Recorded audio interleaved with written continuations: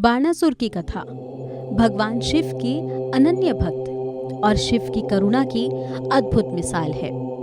ये कहानी बताती है कि कैसे भगवान शिव अपने भक्तों की रक्षा के लिए हर संभव प्रयास करते हैं, लेकिन धर्म और न्याय का पालन करना भी उनकी प्राथमिकता होती है। बाणासुर कौन था? बाणासुर एक शक्तिशाली असुर और महान शिव भक्त था। वह असुर राज बलि का पुत्र था, जो शिव की भक्ति में इतना तल्लीन था कि उसने कठोर तपस्या कर भगवान शिव को प्रसन्न कर लिया। भगवान शिव ने प्रसन्न होकर बाणासुर को कई शक्तियां और वरदान दिए और उसकी रक्षा का वचन भी दिया। बाणासुर के पास सहस्त्रों भुजाएं थीं और वह अपने आप को अजय मानता था। बाणासुर का अहंकार और अत्याचार भगवान शिव के वरदान के कारण बहुत शक्तिशाली हो गया था। धीरे धीरे उसकी शक्ति ने उसे अहंकारी बना दिया और वह युद्ध के लिए उत्सुक रहने लगा। बाणासुर ने अपने महल के दरवाजे पर एक ध्वजा लगा दिया था और घोषणा की थी कि जो भी उससे युद्ध करना चाहता है वह आकर उसे चुनौती दे सकता है। लेकिन बाणासुर को कोई प्रतिद्वंदी नहीं मिला, जिससे वह निराश और अधीर हो गया।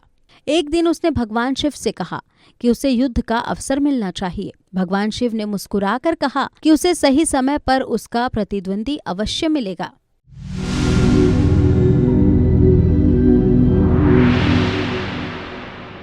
बाणासुर की पुत्री उषा ने एक स्वप्न में एक सुंदर युवक को देखा और उससे प्रेम करने लगी। यह युवक कोई और नहीं बल्कि भगवान श्री कृष्ण के पौत्र अनिरुद्ध थे। उषा ने अपनी सखी चित्रलेखा की सहायता से अनिरुद्ध को अपने महल में खिंचवा कर लाया। दोनों ने एक दूसरे से प्रेम विवाह कर लिया और महल में साथ रहने लगे। जब बाणासुर को इस बात का पता चला कि उसकी पुत्री उषा अनिरुद्ध के साथ है, तो वह क्रोधित हो गया। उसने अनिरुद्ध को कैद कर लिया और उसे युद्ध के लिए चुनौती दी। जब अनिरुद्ध के कैद होने की खबर द्वारका पहुंची, तो श्री कृष्ण अपने भाई बलराम और पुत्र प्रद्युम्न के साथ बाणासुर की राजधानी शोणितपुर की ओर प्रस्थान कर गए। वहां पहुंचकर भगवान कृष्ण और बाणासुर के बीच भयंकर युद्ध हुआ। बाणासुर ने भगवान शिव का आह्वान किया और शिव जी ने अपने भक्त की रक्षा के लिए युद्ध में हिस्सा लिया। इस युद्ध में भगवान कृष्ण और भगवान शिव आमने सामने आए। एक ओर भगवान शिव अपने भक्त की रक्षा कर रहे थे और दूसरी ओर भगवान कृष्ण धर्म की रक्षा के लिए युद्ध कर रहे थे। दोनों के बीच अद्वितीय शक्ति का सामना हुआ, जो पूरे संसार में संकट का कारण बन सकता था। युद्ध में शिव जी ने अपनी शक्तियों का पूरा उपयोग किया और श्री कृष्ण ने भी अपनी दिव्य शक्तियों का प्रयोग किया। यह युद्ध एक अत्यंत गंभीर स्थिति में पहुंच गया था और देवता भी इस युद्ध को देखकर चिंतित थे। अंत में भगवान शिव ने समझ लिया कि भगवान कृष्ण धर्म के लिए युद्ध कर रहे हैं और उन्होंने श्री कृष्ण को आशीर्वाद देकर बाणासुर की ओर से पीछे हटने का निर्णय लिया। भगवान शिव के पीछे हटने के बाद भगवान कृष्ण ने बाणासुर को हराया, लेकिन उन्होंने उसे मारने के बजाय उसे जीवन दान दिया।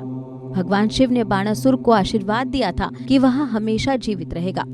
श्री कृष्ण ने बाणासुर के 1000 भुजाओं में से केवल 4 भुजाएं छोड़ दी और बाकी सभी भुजाओं को नष्ट कर दिया।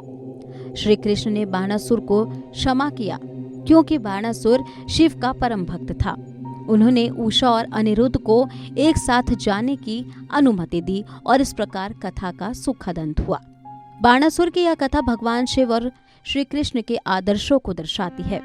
भगवान शिव अपने भक्तों की रक्षा करते हैं, लेकिन जब धर्म और अधर्म का सवाल उठता है तो वे धर्म का साथ देने से नहीं चूकते। भगवान कृष्ण की क्षमाशीलता और उनके धर्म के प्रति निष्ठा भी इस कथा में दिखाई देती है। इस कथा का संदेश है कि शक्ति और वरदान का उपयोग सही दिशा में करना चाहिए और अहंकार का त्याग करना चाहिए। सच्चे भक्तों की रक्षा भगवान हमेशा करते हैं, लेकिन धर्म की रक्षा भी उतनी ही महत्वपूर्ण होती है।